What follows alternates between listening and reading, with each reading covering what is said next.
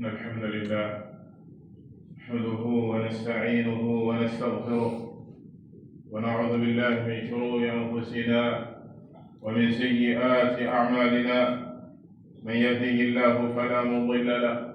ومن يضلل فلا هادي له، وأشهد أن لا إله إلا الله وحده لا شريك له،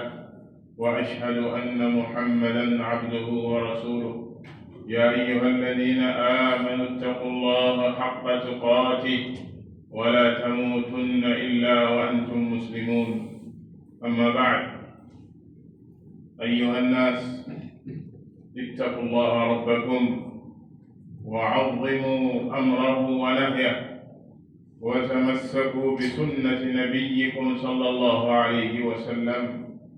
لا خير إلا دلكم عليه، ولا شر إلا حذركم منه. ولقد أرشدنا صلى الله عليه وسلم إلى ما يصلح لنا أمر ديننا ودنيانا، نصحا لنا وشفقة علينا. عباد الله، إن الله تعالى قد أمر بتعظيم شعائره، ومن يعظم شعائر الله فإنها من تقوى القلوب. ومن ذلك تعظيم الرسل بأن يطاعوا فلا يعصوا، ويحبوا ويتبعوا، وأن طاعة الرسول هي طاعة الله عز وجل، كما قال الله: ومن يطع الرسول فقد أطاع الله. ومعصيته معصية الله عز وجل، وهذا من تعظيم الله. وهذا التعظيم لا يتم الإيمان بالله إلا به، إذ هو عين تعظيم الله تعالى. فإنهم إنما عظموا لأجل عظمة المرسل سبحانه وتعالى، وأحبوا لأجله، واتبعوا على شرعه، فعاد ذلك إلى تعظيم الله عز وجل. ومع ذلك لا يغلو المسلم في تعظيم مخلوق يخرجه عن مرتبته التي أنزله الله عليها. فلو أن أحدا عظم رسولا من الرسل بما لم يأذن به الله، ورفعه فوق منزلته التي أنزله الله، وغلا فيه حتى اعتقد فيه شيئا من الإلهية، لانعكس الأمر وصار عين التنقص والاستهانة بالله وبرسله، كفعل اليهود والنصارى الذين ذكر الله عز وجل من غلوهم في الأنبياء والصالحين كعيسى وعزير، فكذبوا بالكتاب وتنقصوا الرب عز وجل بنسبة الولد إليه، وكذبوا الرسول في قوله: إني عبد الله آتاني الكتاب وجعلني نبيا. فصار ذلك التعظيم في اعتقادهم هو عين التنقص والشتم لله سبحانه وتعالى عما يصفون. عباد الله، ثم اعلموا أن زيارة القبور في الإسلام تأتي على 3 أقسام: زيارة سنية، وزيارة بدعية، وزيارة شركية. القسم الأول: الزيارة السنية الشرعية المستفادة من الأحاديث النبوية، وعليها درج الصحابة والتابعون وتابعوهم بإحسان. هذه الزيارة إنما فيها التذكر بالقبور، والاعتبار بأهلها، والدعاء لهم، والترحم عليهم، وسؤال الله العفو عليهم. فيزور المقابر ليتعظ بأهلها ويعتبر بمصارعهم إذ كانوا أحياء مثله يؤملون الآمال ويخولون الأموال ويجولون في الأقطار بالأيام والليالي ويطمعون في البقاء ويستبعدون الارتحال، فبينما هم كذلك إذا بصارخ الموت قد نادى فاستجابوا. وفي السنن من حديث بريدة رضي الله عنه أن النبي صلى الله عليه وسلم قال: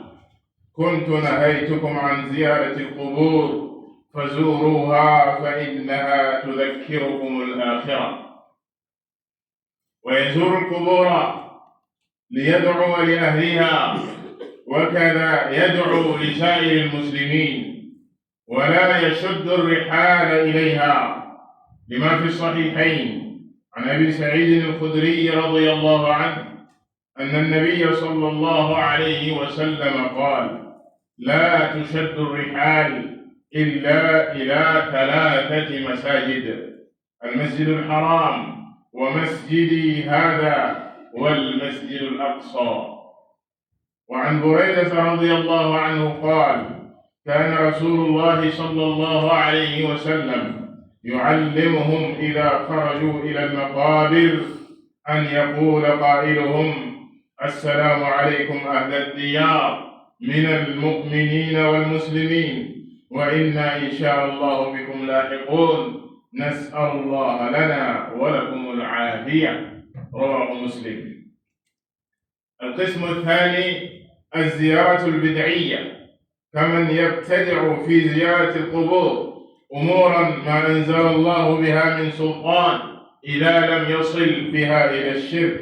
كمن يصلي عندها لله أو يقرأ القرآن أو يقول عنده: اللهم إني أسألك بجاه فلان، وهو ميت، وإن كان يرى أنه لم يدعو إلا الله ولم يعبد سواه، فهو قد عبد الله بغير ما شرع الله وابتدع في دين الله ما ليس منه. القسم الثالث الزيارة الشركية، إذا دعا الزائر المقبور نفسه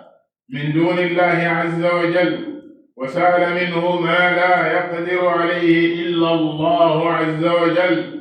من جلب خير أو دفع ضر أو شفاء مريض أو رد غائب أو نحو ذلك من قضاء الحوائج،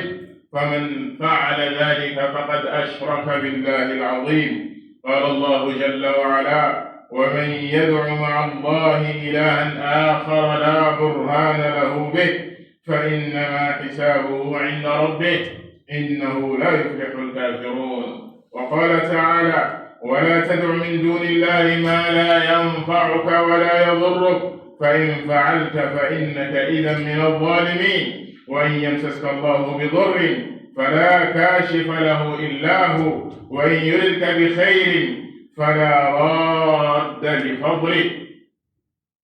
وقال تعالى: ومن أضل ممن يدعو من دون الله من لا يستجيب له إلى يوم القيامة وهم عن دعائهم غافلون، وإذا حشر الناس كانوا لهم أعداء وكانوا بعبادتهم كافرين. هذا الشرك العظيم الأكبر الذي لا يغفر الله لصاحبه. إن الله لا يغفر أن يشرك به ويغفر ما دون ذلك لمن يشاء، ومن يشرك بالله فقد افترى إثما عظيما. وقال تعالى: ومن يشرك بالله فقد ضل ضلالا بعيدا. عباد الله، إن من أعظم الفتن فتنة القبور، قد حذر النبي صلى الله عليه وسلم منها أشد التحذير، كما في الصحيحين عن عائشة رضي الله عنها أن أم سلمة رضي الله عنها ذكرت لرسول الله صلى الله عليه وسلم كنيسة رأتها بأرض الحبشة يقال لها مارية، فذكرت له ما رأت فيها من الصور، فقال رسول الله صلى الله عليه وسلم: أولئك قوم إذا مات فيهم العبد الصالح أو الرجل الصالح بنوا على قبره مسجدا وصوروا فيه تلك الصور أولئك شرار الخلق عند الله، أولئك شرار الخلق عند الله. وفيه عنها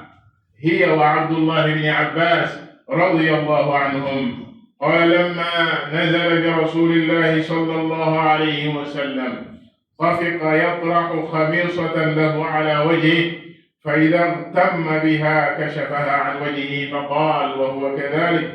لعنة الله على اليهود والنصارى اتخذوا قبور أنبيائهم مساجد، يحذر ما صنعوا. وفيه عن أبي هريرة رضي الله عنه أن رسول الله صلى الله عليه وسلم قال: قاتل الله اليهود والنصارى اتخذوا قبور أنبيائهم مساجد. قال الحافظ الحكمي رحمه الله: هذا ومن أعمال أهل الشرك من غير ما تردد أو شك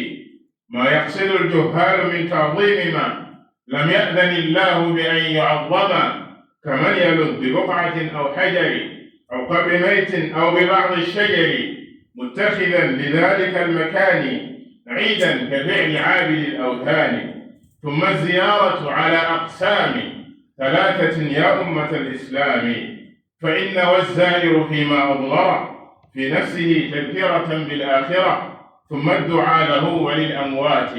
بالعفو والصفح عن الزلات، ولم يكن شد الرحال نحوها، ولم يقل هجرا كقول السفهاء، فتلك سنة أتت صريحة في السنن المثبتة الصحيحة، أو قصد الدعاء والتوسل بهم إلى الرحمن جل وعلا، فبدعة محدثة ضلالة بعيدة عن هدي ذي الرسالة. وإن دعا المقبور نفسه فقد أشرك بالله العظيم وجحد، لن يقبل الله تعالى منه صرفا ولا عدلا فيعفو عنه، إذ كل ذنب موشك الغفران إلا اتخاذ الند للرحمن. بارك الله لي ولكم في القرآن والسنة، ونفعني وإياكم بما فيهما من الآيات والحكمة. أقول ما تسمعون وأستغفر الله لي ولكم ولسائر المسلمين فاستغفروه إنه هو الغفور الرحيم.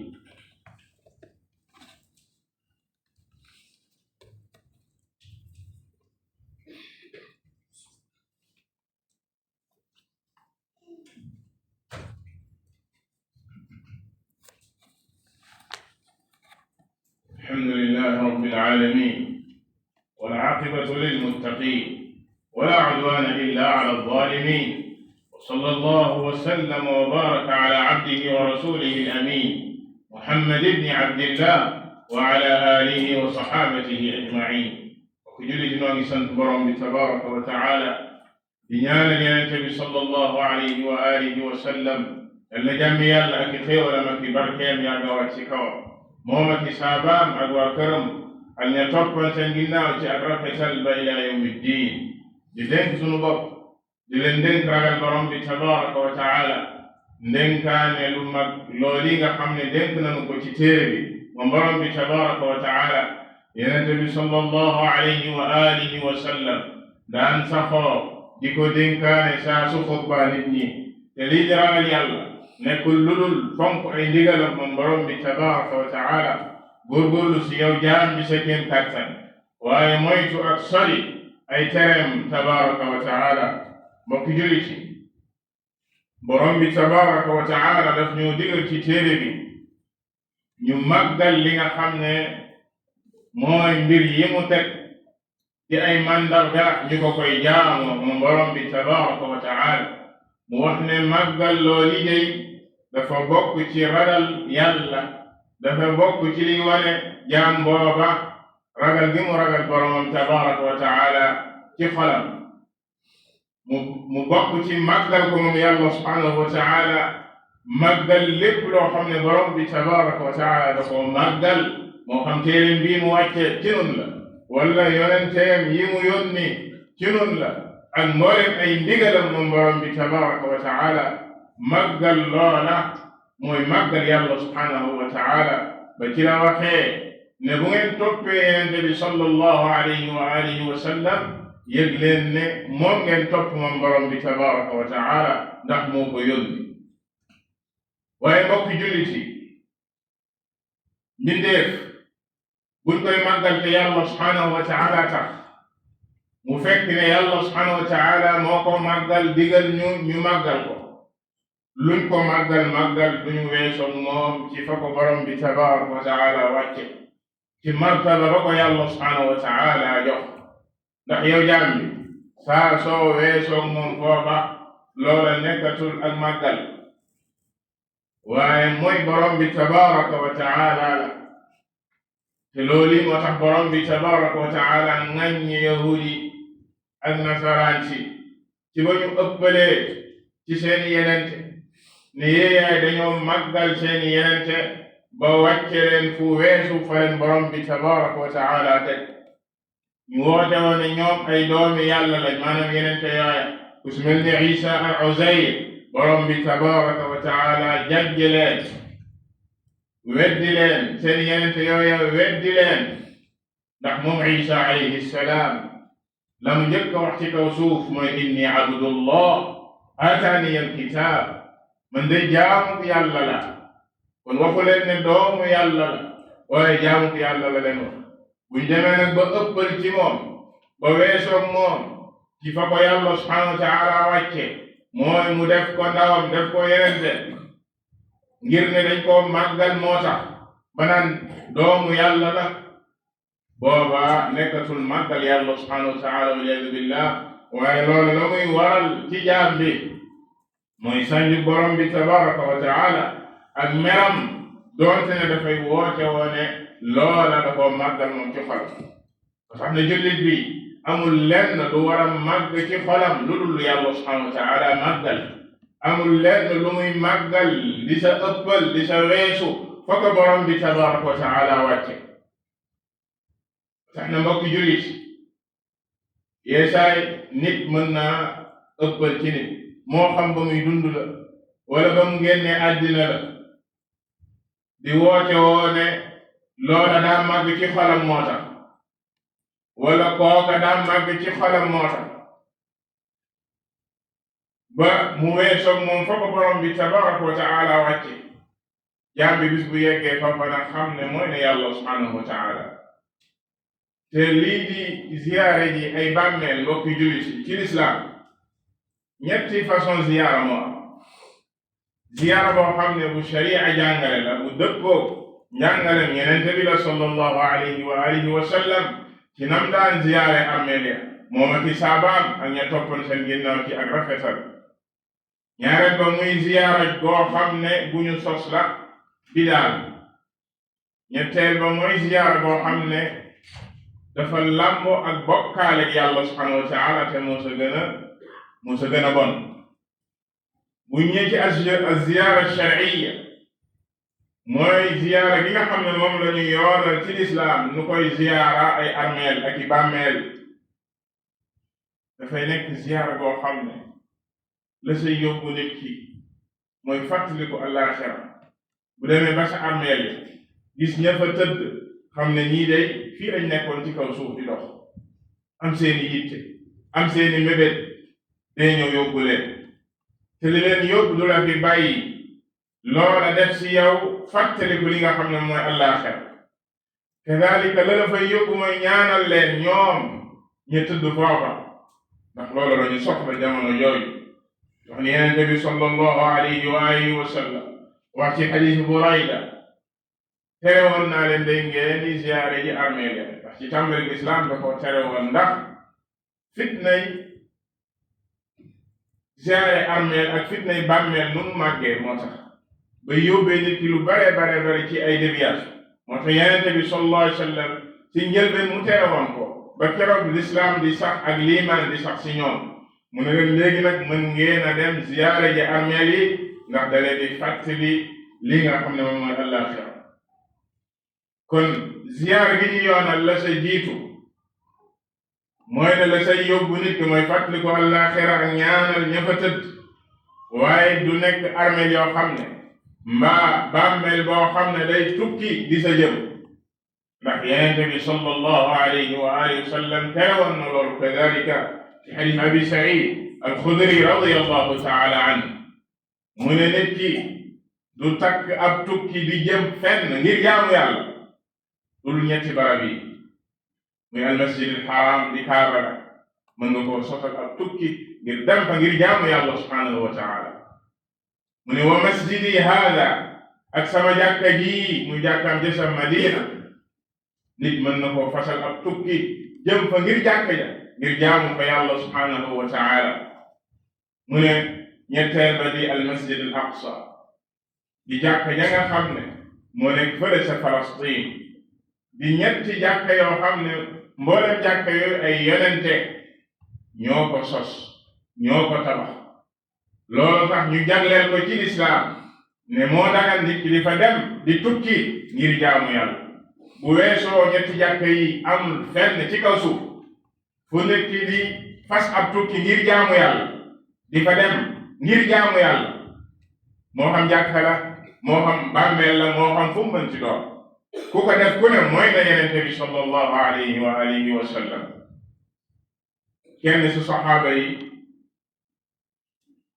daa gisoon Abu Hurayra radiyallahu taala anhu muy Basra ibn Abi Basra mu mel ni ku jóge fu ñu naan Tuur di montagne ba borom bi tabaraka wa taala waxee woon ak Muusa mu ne ko foo jógee mu ne ko man day Tuur laa jógee mu ne ko bu ma la yëgoon avant nga fay dem day doo fa dem moo ko xadiis bi ne ko Yonent bi sallallahu alayhi wa sallam dafa tere nit ki di tukki ngir jaamu ji yàlla fenn fu dul ñetti barab yi kon loolu mooy beneen charte bi bàmmeel boobu wala armeel yooyu doo tukki di sa jëm booy ziyaare ji na nga ziyaare armeel ya nekk fa nga dëkk bàmmeel ya nekk fa nga dëkk amaa nag boo tukki woon ngir leneen ba yegg foofa ba toog fa am nga droit ziyaare armeel yi foofa beneen charte ba mooy boo demee ba foofa ñëpp a tëdd ngay ñaanal kadalika ci xadiisu Burayda bi ñu waxoon léegi Yonent bi sallallahu alayhi wa sallam jàngaloon na leen ñoom saxaaba yi leen kenn si yéen bu demee ba sa ameel ya na wax ñaan gi maanaam bu leen di ñaanal na wax assalaamu alaykum ahla diyaar min almuslimina walmuminin wa inna insha allahu bikum laaxiqoon nasalu allaha lana wa lakum alaafiya na leen nuyu waa kër googa ña fa tëdd di ay jullit ak way gëm yëgal leen da ngeen ñëw jiitu rek waaye nes tuut dinañ leen fekk si fii loolu mooy fàttali ko àllaaxira ji daal di leen ñaanal nag asalullaha lana wa lakum alaafiya noo ngi leen di ñaanal yàlla subhanahu wa taala di ko ñaanal sunu bopp li nga xam ne mooy aafiya mooy ak mucc ak jàmm kon lii la Yonent bi sallallahu alayhi wa alihi wa sallam jàngale ci ziyaara yi ay armeel ñaareel ba ziyaara boo xam ne bu ñu sos la gannaaw Yonent bi sallallahu alayhi wa alihi wa sallam bidaa la ndax si jamono Yonent bi sallallahu alayhi wa sallam saxaaba yi xam woon loolu te mooy dem sa armeel ya di fa def lenn ci ay jaamu yàlla doonte ne yàlla nga koy defal waaye foofa du barab ba foofa du fuñ ko war a defee comme nga dem fa di fa jàng alquran wala nga dem fa di fa julli ci armeel ya wala nga dem fa jàpp ne ñooy sa wasila nga naan yow yàlla maa ngi lay ñaan ci jaaw diw ci darajay diw nang ma defal donte ne yàlla ngay ñaan loola mbokki julli di lu ñu sos la ci lislaam bidaa la ci lislaam armeel loola taxu koo jóg ay bàmmeel loola taxu koo jóg dee su fa def lenn ci ay jaamu yàlla boo fa demee na ngay ñaanalee ña fa tëdd mooy ni ko Yonent bi sallallahu alayhi wa sallam jàngale boo fa demee foofa du barabu jàng alquran même ki la naan jàngal leen fukki xulu ak benn du loolu Yonent bi sallallahu alayhi wa sallam jàngale qul huwa allahu ahad saaru mag la alquran la waaye du ñaan qul huwa allahu ahad alquran la saaru mag la waaye du ngir ñaanal ab néew lu nekk ak fañ ko war a defee nit ku bu kàbbaroon di julli comme war a jàng Faatiha mu jàng fa qul huwallahu ahad ne alquran la rek kooku dee su ko nangul julli. kon jaamu yàlla june ak ni ko yenente bi sallallahu alayhi wa sallam jàngale ak nañ ko tuxalee jëlee ci moom jullit bi ci loolu war a tënku màggal ki nga xam ne mooy yenente bi sallallahu alayhi wa sallam màggal ndigalam. ñetteeli façon bi mbokki jullit mooy ziyaara boo xam ne nag moom dafay yóbbu nit ki sax ci bokkaale waliyaadu billah. bu demee foofa waxuma la ñaan yàlla subhanahu wa taala waaye dafay ñaan ña fa tëdd dafay ñaan borom bàmmeel ba looli waliyaadu billah. loolu la borom bi tabaraka wa taala atte ci alquran ci ay barab yu bare bari ne kii def loola kenn gënu ko réer kii def loola dafa génn ci lislaam kii def loola dafa weddi borom bi tabaraka wa taala bal borom bi tabaraka wa taala daf ko tuddee ne amul ku ko gën a réer wa man adallu mimman yad'u min dunillah ana kan moo gën a réer kii ñaan di jublu ci keneen ku dul yàlla subhanahu wa taala ci koo xam ne nee na man laa yastajibu lahu ila yawmi alqiyama bu fa taxawoon ba yawmal qiyaama di ko ñaan kooku du ko tontu munu koo defal loolu mu koy ñaan mbir la moo xam ne amul kenn ku la ko mën a defal ku dul yàlla subhanahu wa taala. jaam booba bu mënaloon boppam dara du dee ba ñuy gas suuf dugal ko sa teg si kawam ay toni suuf mënu si dara kooku ndax mënal na boppam dara bay mënal keneen. ba si yenente bi sallallahu alayhi wa alihi wa sallam buñ demee di ko ziyaar duñ ko ñaan dañ koy ñaanal. kon bis boo jubloo ci mbindeef ak ku mën ci doon di ko tàllal sa yoxo di ko ñaan loo xam ne yàlla rek moo la ko mën a defal amul keneen ku dul moom moo xam doom nga koy ñaan wala wërsëg wala alal wala lu mën ci doon tàbbi nga ci bokkaale gi nga xam ne moom la borom bi tabaraka wa taala wax ne du jéggal boroomam te nit ki bu deewee ci loolu day sax sawara dàkk loolu du sama wax. borom bi tabaraka wa taala mu ne inna allaha la yaghfiru an yushraka bi. borom bi tabaraka wa taala du jéggal ki koy bokkaale même bu doon ab yenente nga ko booleel mbaa malaaka nga ko booleel wala nit ku baax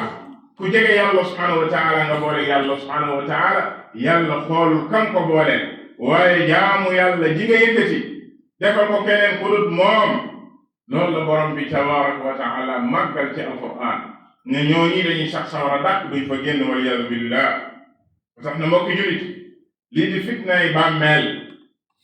ak fitnaay armeel yenente bi sallallahu alayhi wa sallam dafa teeloona bàyyiloo nit ñi xel mu wattuloo leen moytuloo leen ba fi muy génnee àddina bokk na sa la mu mujjee moytuloo nit ñi fitnaay bàmmeel. ndax soxna si di Umm Salama radiyallahu taala anha ci xadiis ni Aïcha radiyallahu taala anha bi mu nettalee yenente bi sallallahu alayhi wa sallam lam gis Xabasha seen gàddaay ga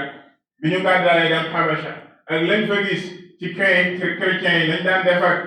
seen armeel yaag seen bàmmeel yaag nañ ci daan def ci ay nataal ak yu mel noona yenente bi sallallahu alayhi wa sallam dane ko ulaika qawmun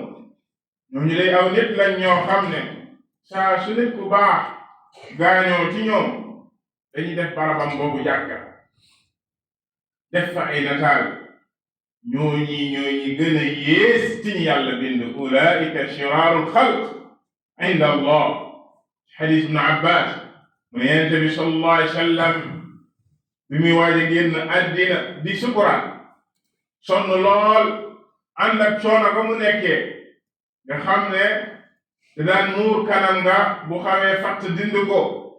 bu ko dindiwaat lam daan wax mooy yàlla rëbb yahud yi ak nasaraan yi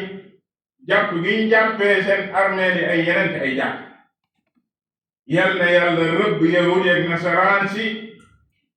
jàpp gi ñu jàppee seen armeel yi ay yeneen ak seen nit ñu baax ña ay jàpp. mbokki jullit képp ku xool sunu armeel yi tey nun jullit dana dugg sax ci armeel di jaawale ndax fii armeelu jullit la wala du armeelu jullit ndax tabax ya ak jàkka ya ak nañ koy defee nga xam ne wuute nag armeel ci lislaam lañu xamoon yamuñu foofa di jublu ci armeel yooya di ñaan ña fa tëdd waliyaadu billah mbokki jullit loolu dara gënu ko bon ci kaw suuf ñooñu la Yonent bi sallallahu alayhi wa sallam wax ne ñoo gën a yées ci kaw suuf kon li ñuy dénk suñu bopp di ko dénk mboolem jullit ñi nañu delluwaat ci suñu borom nañu delluwaat ci alquran ji borom bi tabaraka wa taala wàcce te màggal ko nañu delluwaat ci njàngalem Yonent bi sallallahu alayhi wa sallam moom mi yàlla yónni te màggal ndigalam ndéem namm nañ ak texe aqulu ma tasma'un wa sallu wa sallimu ala xayri albariya muhammad ibni abdillah qad amarakum allahu bissalati wassalami alayhi allahumma salli ala muhammad wa ala ali muhammad kama sallayta ala ibrahima wa ala ali ibrahima innaka hamidun majid allahumma barik ala muhammad wa ala ali muhammad كما باركت على إبراهيم وعلى آل إبراهيم إنك حميد مجيد وارض اللهم عن خلفائه الراشدين أبي بكر وعمر وعثمان وعلي وعن سائر الصحابة أجمعين وعن التابعين وعنا معهم بعفوك وجودك وكرمك يا أكرم الأكرمين اللهم أعز الإسلام والمسلمين اللهم أعز الإسلام والمسلمين ودمر الشرك والكفر والكافرين اللهم انصرنا على أعدائنا اللهم لا تؤاخذنا بما فعل السفهاء منا اللهم اغفر لنا ولآبائنا وأمهاتنا واغفر للمسلمين والمسلمات والمؤمنين والمؤمنات الأحياء منهم والأموات قوموا إلى صلاتكم يرحمكم الله